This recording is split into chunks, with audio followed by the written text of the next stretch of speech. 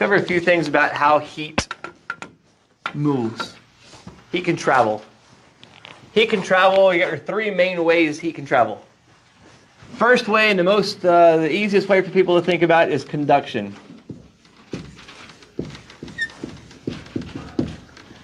Conduction. It's direct contact.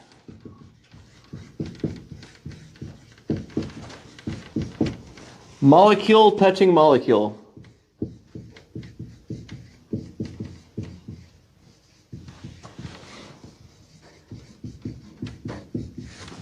So direct contact, molecule touching a molecule.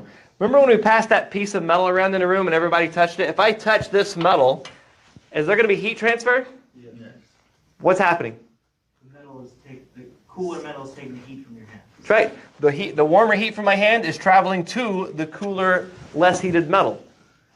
Heat seeks cold. The heat from my hand is going to the cold metal, or the cooler metal. So there's heat transfer. I'm touching it though. There's direct contact. You also have heat transfer from your body on direct contact. When you walk outside, your warmer body is touching the cooler air. Air is a thing. And as the cooler air is touching your body, there's going to be heat transfer to that cooler air. When you sit on a big fluffy couch, those big soft, like, oh, this is soft, it just kind of swallows you up. Like at first it feels really good, but after you're sitting there for a while, what does it start to feel like? It starts feeling hot. Your body heat has transferred to that cooler material by direct contact. Now that it's heated that couch up, is there going to be heat transfer? The temperature is the same, there's not going to be heat transfer. So it starts to insulate you, and then your temperature goes up. Yeah, I'm warming the seat up for you. Warming the seat up, that's right. Exactly. When you go to the bathroom and you sit down in the toilet and it's cool, that's a good thing. That means there's conduction, there's a big temperature change. But when you go and sit in the toilet and it doesn't feel cool, you don't feel that heat transfer, that means somebody else has already warmed it up for you, and you never want to think about that, right? That's a bad bit of business there, isn't it? But it's conduction, direct touching. If I have a metal pot and I heat the pot up with fire, and let's have one here. Show it.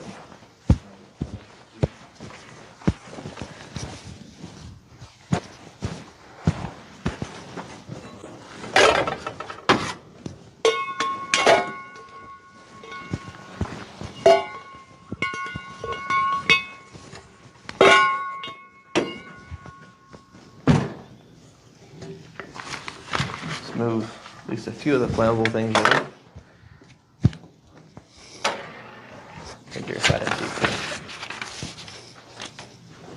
Right, so Blow shit up as a kid. Yeah. I plead the fifth. That's right.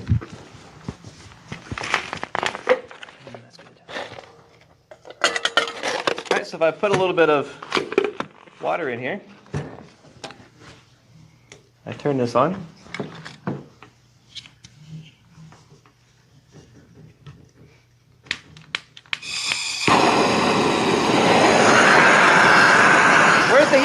Going to the metal pot.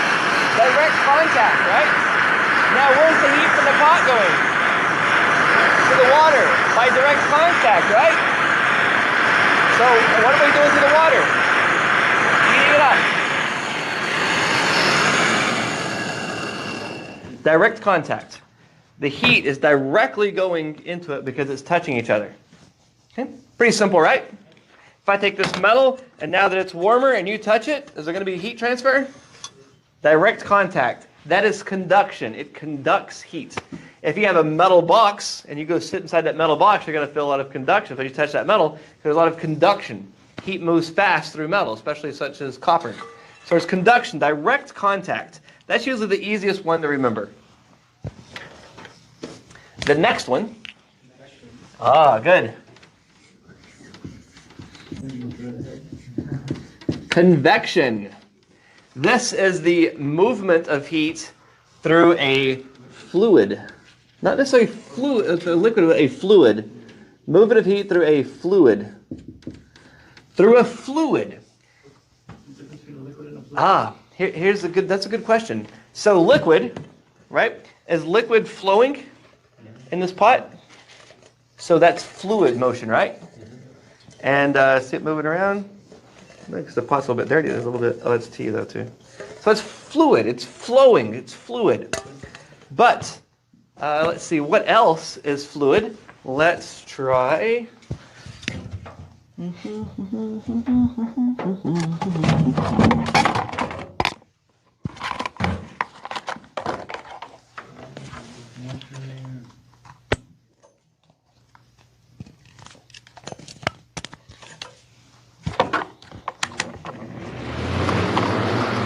Is there anything flowing? Right? So yes, air can be a fluid because it's flowing. Gases can be considered a fluid because it's flowing. So fluid doesn't have to be a liquid. It can also be a gas.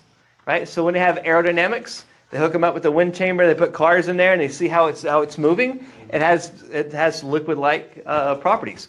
And air can actually stick. It'll actually stick to the component of the car, which some things actually call drag, but it's because of fluid. They actually have a thing called fluid dynamics. It's the movement of fluids. But air is a fluid, and water is a fluid.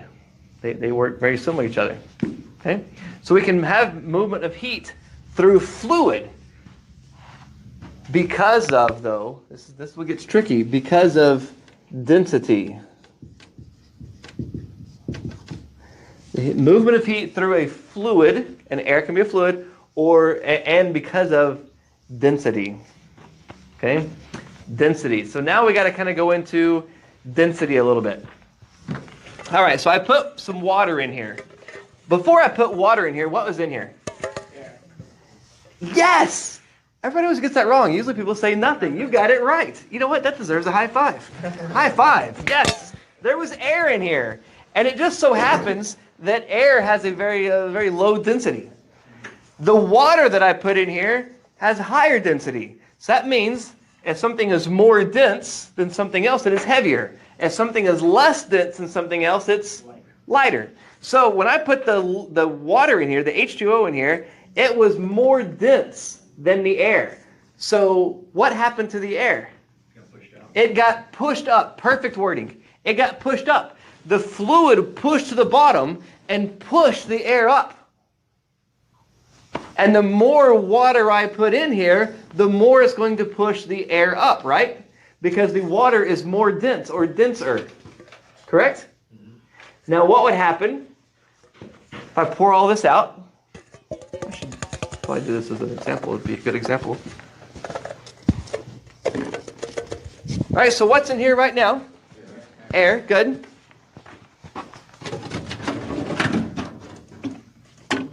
All right, and what happens if I take some oil and I put oil into this pot? Where's the oil going? Down. What's it doing to the air? The oil is pushing the air up.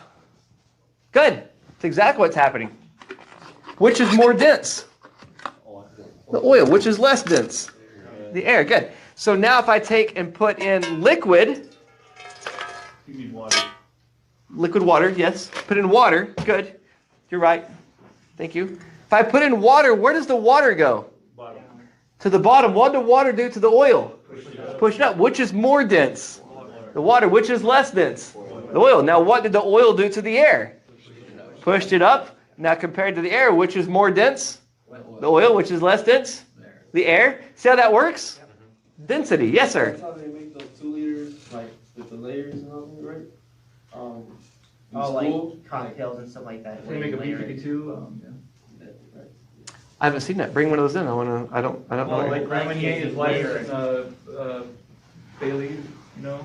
Oh, okay. You layer Drinks less then. dense alcohol with the denser alcohol, hard to and you do. can layer drinks to have like. No a kidding. I have to You see just gotta do it that. really carefully with It's like a very spoon careful. and- So yeah. that'll be great. I wonder if I could use that as a tax write-off. I could go and mix these drinks to teach density, and then Dispose of them properly at the end. you have to. It would be alcohol abuse if you just destroyed it. You have to. Yeah. I want to ask that. Great. I like the way you think. That's good. So it's density. It's moving. Those different things are moving. But let's think about now only one component. So we've compared different things, which is pretty easy just for us to think about. But let's think about if we had that same pot, Right, and I put in here a little bit, well, just filled it up with H2O, with water.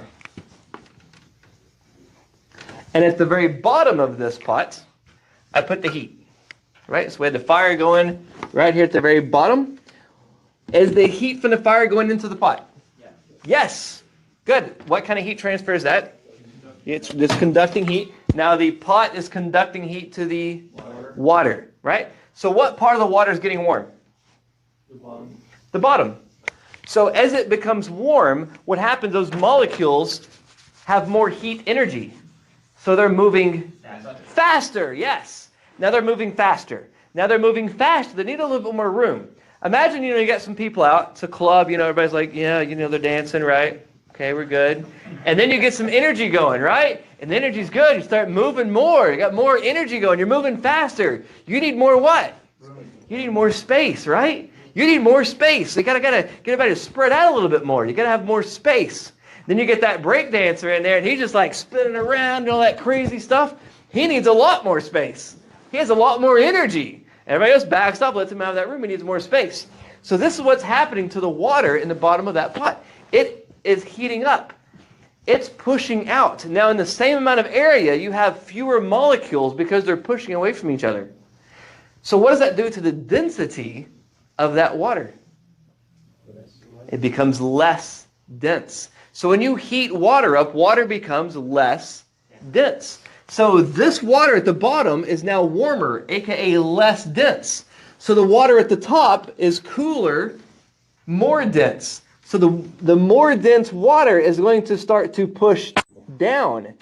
As the cooler water pushes down, that is going to push up the less dense, lighter water. And you start to have movement of fluid. Movement of fluid. How cool is that? So, and then if you really think about it, when you have water boiling, where do the bubbles start from? The bottom. Okay, so if I get water hot enough, it's changing state from a liquid to a vapor. The vapor is less dense, right? That vapor is being pushed up by the water, the heavier water coming down. So that water vapor, it's traveling up. Those bubbles hit here, turns immediately to a vapor, and that heavier water pushes down, pushes that less dense vapor up and out of the pot. So would a hot air balloon be conduction or Ooh, convection? we're going to get there. We're going to get, yes. I love the hot air balloon example. It's perfect. So as I have water or any fluid at all, and I heat that fluid, is there going to be motion in that water? That heat will be moving around, and that is convection. That is without a doubt convection. And you can see it happening in a pot. You can put a little bit of salt in it, you can see it. You turn it on, you start seeing that water flow. There's some food coloring, drop some drops of food coloring, and you start seeing that motion move around. It's the heat moving. And a water heater, again, notice I call it a water heater, not a hot water heater. If it was already hot, you wouldn't need to heat it. But a water heater, if you have an electric water heater, where's your primary element? Bottom. At the bottom, yes. That's exactly right. So they put the heating element here at the bottom because as you heat that water, the cooler water will come down here, right? It's heavier. And the less dense, warmer water will travel up and start filling up from the top down. Now you have two pipes in a water heater. They are specifically labeled for this reason, and I've seen people hook them up backwards before and complain that their water heater didn't have enough warm water for them. But you have an incoming pipe in. That pipe travels all the way down to the bottom. All right? So the reason is that cooler water starts coming in. We want that cooler water to come in the bottom near that heater and start heating up. And then the out pipe is just connected up here at the top. So the warmer water, because of density, is going to naturally be up here at the top. Now, if I didn't have this pipe coming down to the bottom, the cool water would mix with the warm water and immediately have a temperature change. As I open the valve, the cool water would come in and straight out. So by having this piped down to the bottom, that cooler water comes in next to the heat element and is, because of density and convection, is making sure that I keep the hot water coming out at the top. Now, some of the newer ones, they have an additional heater here so that as you start running out or using up all of your hot water capacity or your water capacity, what they do is shut this element off and just start heating this one. So they're trying to heat the water just before it comes out of that top section. But this is the one that, and if your element goes out, it's always this one that goes out first, because that's the one doing most of the work. And it's also the one where all your sediment collects to as well. And a gas water heater, the flames at the bottom again, same thing, and you have the same thing with the pipes. The inlet water pipe, the outlet, and if you mix those pipes up, you lose all the capacity from your water heater. Right? Pretty cool, huh? But it's because of density, water density. And we can move that fluid, it'll move just by adding heat to it. They have a little example. I'm going to make one. They got some tubes that are bent, and you heat on one side, you can see the fluid moving through the tubes because of density. As you heat water, it expands, and then that expansion means it's less dense, and the cooler, heavier water is going to move it, or fluid, whatever fluid it is. Now let's talk about air. As I heat air, what do you think happens to the density of air? It gets less dense because the molecules now have more energy, they're moving faster, they need more space to make those move happen. So as you're sitting here right now, your body is giving off heat to the air, first off by conduction. Your body is touching the air, there's conduction. But now that your body touches the air, what's happening to the temperature of the air around your warmer body? It starts to go up. You're putting heat energy into the air around you. Now the air around you is heating up, so it's moving faster. And it spreads out. What happens to the density of the air? Goes down. Density drops. So the air becomes now lighter, right? So as that air becomes lighter, the heavier, cooler air pushes down, the warmer air around you starts to travel up. And there is a movement of air around you just because of convection. And that air starts to move because of convection. So your body gives off heat by conduction, but it also by convection, because as you warm it up, if I heat this pot up, it's conduction, the pot is heating the air by conduction.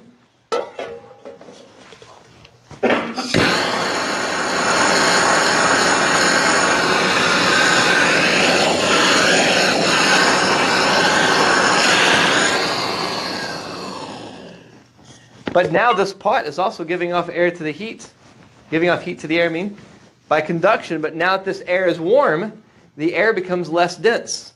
So that less dense air, if I put my hand here, I can feel warmth above it. Why can I feel warmth above it? Because the less dense air, the warmer air, is now rising up because the cooler air is pushing down. So that's convection. The air is moving. You're feeling it. You guys may have heard this many times in your life, but you probably heard it misworded. And most people think of this as hot air rises or heat rises. It's not that heat rises. It's that warmer air is less dense, so therefore it's lighter than the cooler air, and the cooler air is pushing the less dense air up. Right? So it's not that heat rises, heat seeks cool, and I can prove that by, it's a little bit warm, but what I can do is I can have somebody hold this pot at the bottom, and I can put the fire in right here above it, and if heat rose, then your hand would never get warm. But you know without a doubt that's not true, because your hand will get warm even at the bottom. So on a cold day, your breath doesn't go down. Cold? We can't have a cold On a day. cool day, your breath doesn't go down. You didn't see me, I did the quotation. Oh, I'm sorry, I didn't see that. Right. So what we do is we have it say, okay, well, heat rises, because we always know that, and I'm going to heat this up from the top. Because heat rises, it's never going to get hot in my hand, right? Oh. So wait a minute. Heat didn't rise, did it? It went down. It went down the rod. But what's happening is the air, the warmer air, the heated air rises because it's less dense. And air is a fluid, so that movement of fluid happens because of convection. So warmer air rises, warmer fluid rises. Right? You see it? Yes, sir. What is it in case of fire? Stay low. Stay low, yes? Yeah, because the smoke is ice. Because smoke is going to be a byproduct of fire, and one of the byproducts of fire, you're going to have heat, right? But also smoke, so the smoke is also going to be warm, so it's going to be warmer. The cooler air is pushing that less dense smoke up. Yes, good, now you're thinking. So down on the floor, yes, that's exactly right. Good. Excellent. And same thing with the fireplace. Right? You got a fireplace, you got the smoke's a byproduct. That smoke going out the chimney, the cooler air is actually pushing that less dense air up. Because if you cool the smoke off, you may have seen it with your car, if you cool the smoke off, it will drop back down. And on a car, you see on a cool day, sometimes the exhaust will come out and start going up. As it cools off, it'll then go back down and hang low because of density. Right? So it's not that smoke always goes up, it's because of smoke being less dense. It's being pushed up by the cooler air, right? Never thought of this way before, did you? But it's very important. It's everything that we do, how heat moves. This is a part of what we work with. So now let's go to your hot air balloon. That's a very warm rod. It's a hot rod. All right, so first off, they have the balloon, and they hook a fan up to it, and they just try to pump as much air in there as they possibly can first. Big fans. Everybody loves a hot air balloon, but they got their own big fans. Anyways, so they try to get as much air pumped in there as they can, and then what they do is this balloon, they start having these big propane burners, and they start putting the big burners in here, and it's really, it's awesome. Yep, and so that happens, we're putting heat energy from that into the air, and these heat molecules, the molecules in the air start to move faster. As they start moving faster, they push away from each other. You have expansion right there, it's pushing away from each other. And so the air inside is lighter. There's less molecules of air because they're spread out inside this balloon. So there's less molecules of air inside this balloon. And the molecules of air inside this balloon are lighter than the air molecules outside the balloon. So the air molecules over here, they're more dense, and yes, it is pushing the balloon up. If you notice the shape of the balloon, it's pushing the balloon up. The cooler, more dense air is actually pushing up. It's creating lift. It's pushing up the less dense air inside, and is creating lift. And so as you heat this balloon up, the density changes. Because the density changes, the balloon moves up. And the movement of that balloon is convection. You had a question? So on like a really hot day, that would affect it? Yes! That's where I was going next. Absolutely right. So if it's already a hot day outside, what's happening to the density of air around it? Less dense. Less dense as the air outside warms up. Now it's more difficult to get this balloon even hotter, to make even a bigger density change happen. So that's why you hardly ever see these hot air balloons traveling on a warm day. That's why they're almost always in the morning. Well, for two reasons in the morning. One is because there's less wind in the morning. But a big reason is because of density. And in the morning, the air is cooler, and so therefore the density is high in the air, so that doesn't take as much work for them to heat up this air to make this air less dense to get the movement going on. Right on. It's all because of density. So it's not that it's not that heat rises, it's that warmer air rises due to the movement of the heat of air through a fluid and because of density. Somebody else had a question? How does humidity affect the hot air balloon? Ooh, I've never thought about the humidity factor in it. It's a good question. Probably be some air conditioning has BTUs and stuff. Well, okay, the reason I ask that is because you see them out here, you don't see them in Florida or Minnesota. That's a good point. And the answer is on that one because humid air is less dense than dry air. What? Yeah. So you're thinking of water compared to liquid water compared to air, and you think water is always going to be in the bottom. So you automatically think that water is heavier. But you got to go into the molecular structure. What makes up air as we know it?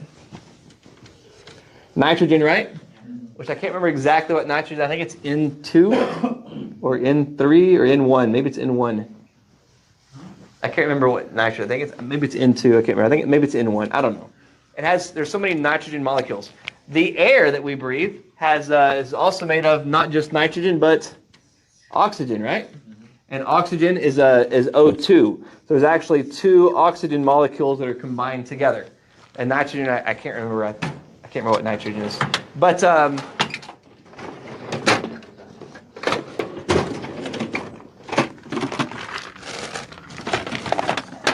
Here's an example of an oxygen molecule. There are two oxygen. Here's oxygen, but what we breathe, what we call oxygen, is really two oxygen molecules combined. If you add a third oxygen molecule, then that becomes ozone, which will actually attack your lungs and your soft tissues and break down organic compounds. But so we want ozone is good up high, bad nearby. But oxygen is what we breathe. There's actually two oxygen molecules together. So if you go down to the molecular structure of that, and then you add in Nitrogen is N7. H2O in 7? Atomic number is 7. 7. So there you go, 7. So if you look up oxygen, H2O, it's H hydrogen, 2 oxygen. So the hydrogen atom of water is less than the weight of nitrogen. Hydrogen versus nitrogen. Hydrogen is actually lighter than the nitrogen. So H2O, water vapor, compared to nitrogen vapor, oxygen is lighter. So to have more humidity in the air means there's more water vapor in the air. More water vapor means there has to be less other stuff in the air. And then so when you have more water in the air, it makes the air actually lighter. So desert conditions, the air will be heavier because of the actual weight of nitrogen. Now, assuming you could do this, you can't, but if you took liquid nitrogen and you took liquid H2O, liquid nitrogen would be on the bottom and the H2O would be on top of it because of the weights. Now, we know we can't do that because one would turn into a solid and you know that would change stuff, but that's what would be happening.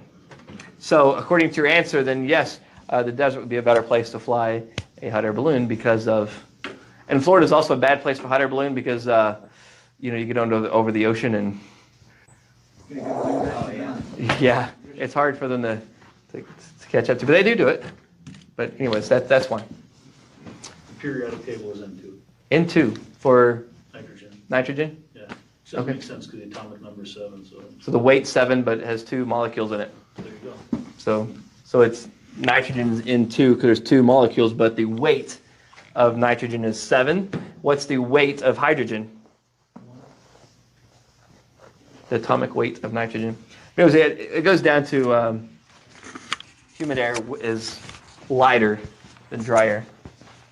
I keep thinking you're saying Hydrogen air. is 1. Humid air, Yeah. humid air. Atomic number of hydrogen is 1. 1. So see, nitrogen's 7 times heavier than hydrogen. And water, H2O, has hydrogen. So yeah, makes sense? Good. All right, so the simplest way we could word this is convection. It's a movement of heat through fluid because of density. And what I want you to know is less dense is lighter. Less dense, lighter, and more dense, heavier. So less dense, lighter would be warmer things, or of the same substance, something warmer versus that same substance, something being cooler. And I also want you to add in a little note here that warm air, water or fluid otherwise, rises. So if you have a 2-story house and heat's coming into that house, where is the warmer, as the air warms up, where's that warmer air going to go? It's going to go up to the 2nd story. And it's not because heat rises, it's because warm air rises. That's why I always yell at my roommate for cranking up the heater because they're freezing downstairs and I'm sweating upstairs. Yep. Okay, that makes a lot of sense. That's right. The best solution for that is to have 1 unit for upstairs and another unit for downstairs, or Space heater? but it's still, even if they're heating downstairs, that heat's going to travel up. Zone control, air zone control ducting, but 2 units, 1 unit for upstairs, 1 unit for downstairs. And even the best thing would be if you had them isolated, like with the doorway. Or a lock. It never happens. Well, lock on the thermostat's good. And we can also offset the thermostat too. Change it where if it's digital, you can go into the programming and change it to where it shows a warmer number than what it really is. And in the summertime, you can do the opposite. You can show it as a cooler. Yep. So convection, the movement of heat through a fluid, and air is a fluid, so same concept. And then we have conduction, convection, and radiation. Radiation. This is the movement of heat through waves. So parades have a lot of heat because there's a lot of people. Wait, no? Okay. This is radiation, the movement of heat through waves. And this is really cool. This one's a little bit more complicated, but heat travels through a space. Heat travels through a space. Without heating that space. So heat travels through a space without heating the space until it strikes an object. Heat travels through a space without heating the space until it strikes an object. Like sun and the earth. Like the sun and the earth. Heat travels through space. It doesn't heat the space. It travels through our atmosphere, and it doesn't actually transfer heat until it strikes an object. So when you're outside, you're feeling that heat hit against you. It's striking you. You're the object. It's putting heat directly into you. The building, whatever it's touching. But if I have these blinds open, heat is traveling through this glass, and heat strikes the floor and the table and everything in here. So heat strikes these objects. That's radiant heat. Now as the heat strikes the objects start giving off heat to the objects it's touching and the air it's touching by conduction. Now as the air that it's touching heats up, that air starts to move by convection. So even though that radiant heat's not heating a space till it strikes it, it's coming in here, it's heating up all this carpet, the tables, everything in here, which is then heating everything it's touching by convection. The air is being heated up by conduction. The air is heating up by conduction, but the air is now moving by convection and transferring that heat throughout this room, all because of the radiant heat hitting an object. That then turns into conduction, which then turns into convection, and you have a lot of heat movement. So what's beautiful, though, is if we have something in a controlled area that heat can strike and be contained in this one area, we have less heat infiltration. And an even better thing is because it travels in waves, I could design a substance, a film that I could put on top of this glass that when these waves came through, the waves would hit on the outside of the glass. And the heat could be contained, a good deal of that heat could be contained outside the glass and actually ever come in. So window tint. Window tint! Brilliant! You should invent that. Oh, wait a minute. It's already been done.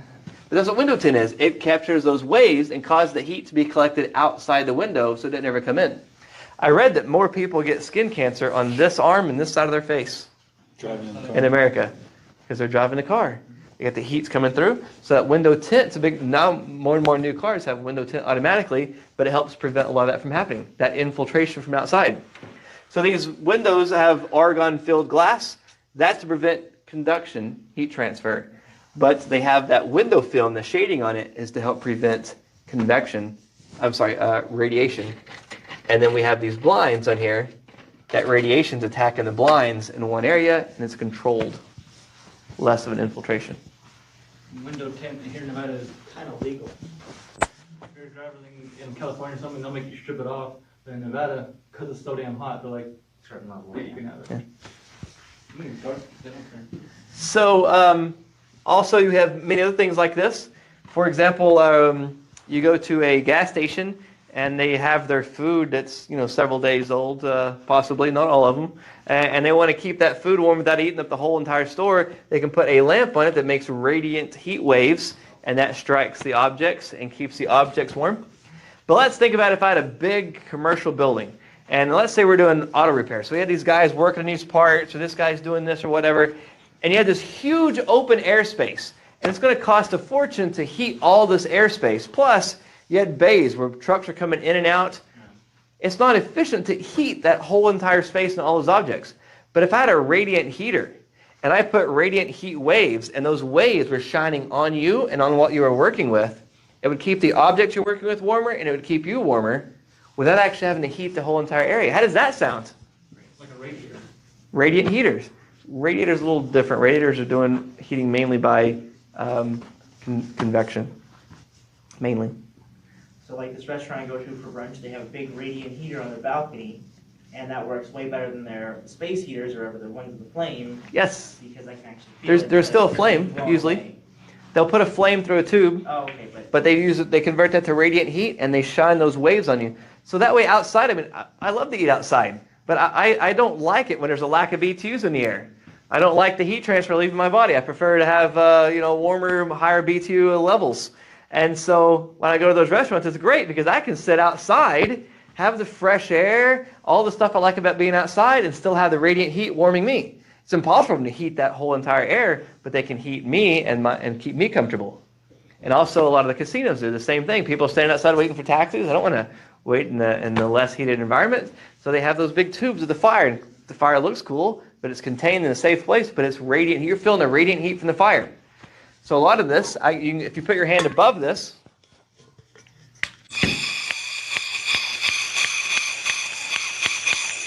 put your hand above this, what do you feel?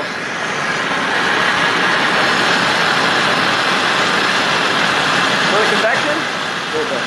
All right, now put your hand beside it. Feel warm? That's radiant. So above it is heating the air, and the air is rising, and there's some radiant also. But when you put your hand beside it and under it, so you can still feel the heat, that's because of radiant heat. It's those waves you're feeling. So your body actually cools by conduction, convection, radiation, and evaporation. But these are the three main ways heat can travel. That look of fear in his eye was great when you came at him with the blowtorch. So sure. Well, that's much. All right, and so conduction, convection, radiation, and there's a little song that goes with this as well.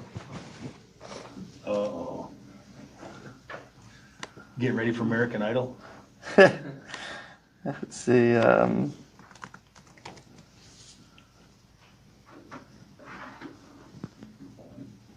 This computer is not the fastest computer.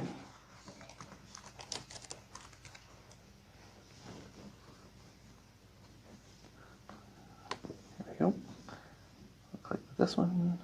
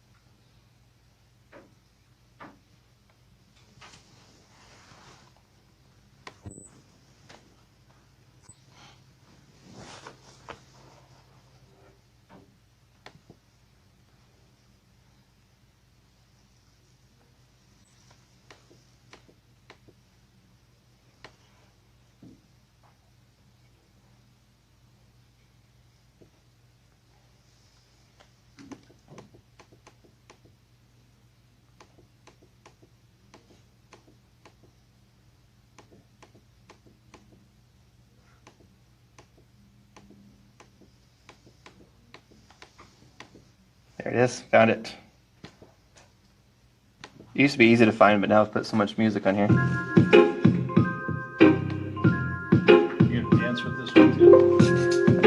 You probably don't want me to. There are three ways that he could travel, but it could travel in any direction. From the sun it moves to the earth quick as a shadow and disperses the radiation, conduction, and convection.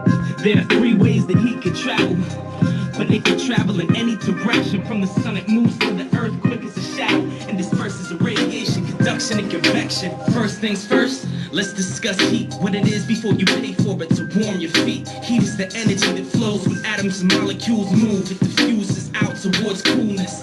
Temperature is the measurement of the average motion of these atoms and molecules in the atmosphere. So there you have it. Now the first way of transportation of heat energy is radiation, like sound waves from your radio stations filling the empty space around you. Your radiator warms you, but don't start a fire now, I warned you. Heat is going through radiation from the sun before it burns you. From 93 million miles away to re-radiate this heat is what the earth does for you. This is the Bible, what this heat is going through before it rises to the sky and it's gone. So there are three ways that heat can travel. But it can travel in any direction. From the sun it moves to the earth quick as a shadow and disperses the radiation, conduction, and convection. There are three ways that heat can travel. But it can travel in any direction. From the sun it moves to the earth quick as a shadow and disperses the radiation, conduction, and convection. Conduction, the second method on my list. You can feel it like a hot pot in your fist with the handle gripped. I bet you'd rather grab a candle lit, cause it's heat through conduction that causes this. Atoms and matter in a fixed position vibrate when heated like a pan in the kitchen. Transmit the heat energy to atoms next to them that are cooler than they are to cause equilibrium. To even out the temperature, the heat has to travel up the spoon in your tea in the morning with your bagel. It might burn your hand, but just learn the land of conduction, heat energy until you understand. The earth gains little from conduction. It's mostly radiation that helps us function and keeps us warm. It's just another way for heat to move. But now let's move on to method 3 to prove. There are three ways that heat can travel. But it can travel in any direction. From the sun it moves to the earth quick as a shadow and disperses the radiation, conduction, and convection. There are three ways that heat can travel. But it can travel in any direction. From the sun it moves to the earth quick as a shadow and disperses the radiation, conduction, and convection. Convection is the movement of heat in liquids and gases to even out the temperature fastest. This process is called diffusion. It's a flow of particles cold and hot in a fluid. If you're not listening, then stop what you're doing, cause this is the final mode that heat can move in. And this affects you every day. It's the breeze at your back and the wind at your face. When heat reaches the earth, it rises at a rate with the air in the place, and it moves up till it cools. Trillions of molecules together make up the weather that we see on the news. It's how they measure the pressure of the air and the Rhythm, rhyme, temperature. results. Conduction, radiation, conduction, convection. Heat moves in three ways, so we make things clear. It's like there are three ways that heat can travel. But it can travel in any direction. From the sun it moves to the earth quick as a shadow and disperses the radiation, conduction, and convection. There are three ways that heat can travel. But it can travel in any direction. From the sun it moves to the earth quick as a shadow and disperses the radiation, conduction, and convection.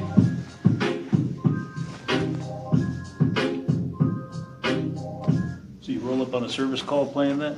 Good, yeah. I need some 12s though. That's Radiation, Conduction, Convection by the artist is Rhythm, Rhyme, Results.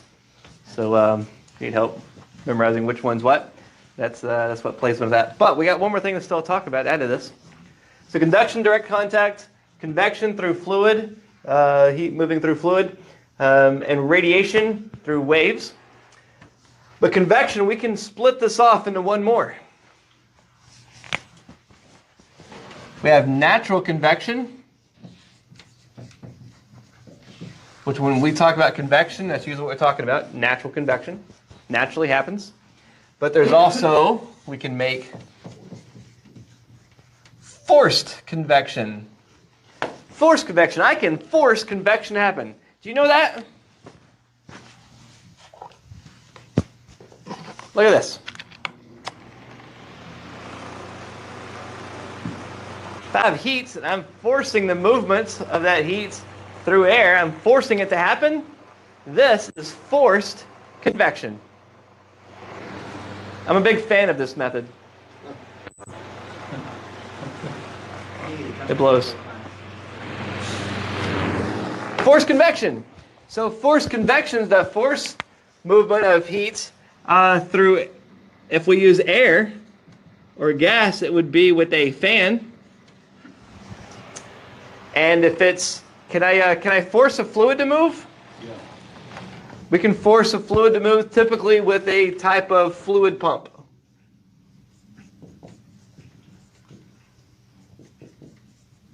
So we can force it to move with a type of fan or a pump. We can make heat travel. We can force, and that's called forced convection, natural convection, and forced convection. We force it to happen. Questions? Those are the three main ways heat can travel. Conduction, convection, radiation. Convection split to natural and forced. Yes, I sir? just thought of an example there. This is really important in building a structure. In our hometown, they built a hockey arena, Okay, and they put in-floor heat underneath the seats.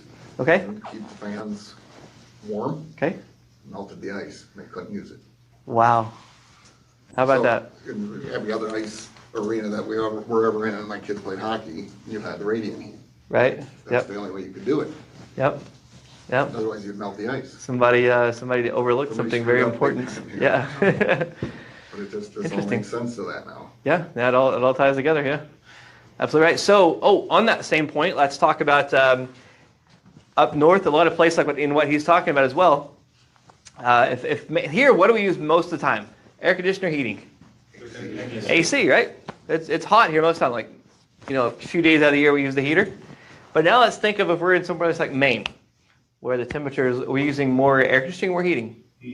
More heating. We need a lot more heating.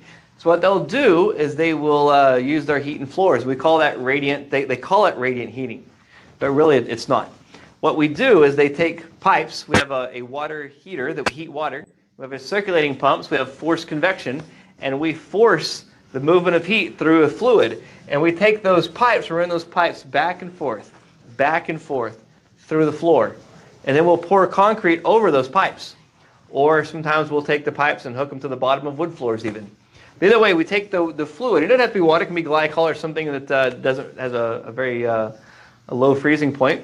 But by putting warm water through those pipes, removing that water is forced convection. Now, what is the water doing, the heat of the water doing to the pipes? Heating the pipes. Now, what is the pipes doing to the concrete? Heating it. Right? Now, what is the concrete doing to the air that it's touching? Heating it. Right? Now that once the air starts to warm up, what's then happening there? Convection, right? So they heat the floor. They call it radiant flooring, but it's a horrible name for it because really it's fluid convection and conduction and then air natural convection again. But that's how they heat a lot of the houses up north. They need it all the time, and it works great. I can keep this room a nice, steady temperature. And what's really nice is you take your feet off, your shoes off. You can't take your feet off; that'd be painful. But you can take your shoes off. You walk across the floor, and it's nice and warm. It's really nice and warm. It's really a great way to maintain the temperature of the rooms. It's not a great way for quickly heating it, but you had a nice, constant maintain heat. It's a great, very comfortable way. You don't need air ducts. It's pretty efficient way of heating. But here, we just need to heat every once in a while. We want to heat up quickly. That doesn't work so well for us here. It's a big expense. So when I was working in Miami, there was a penthouse down there. And this guy had which is like a hotel, some big building down on the South Beach. And in the penthouse, he had the whole top floor. And he made that his home.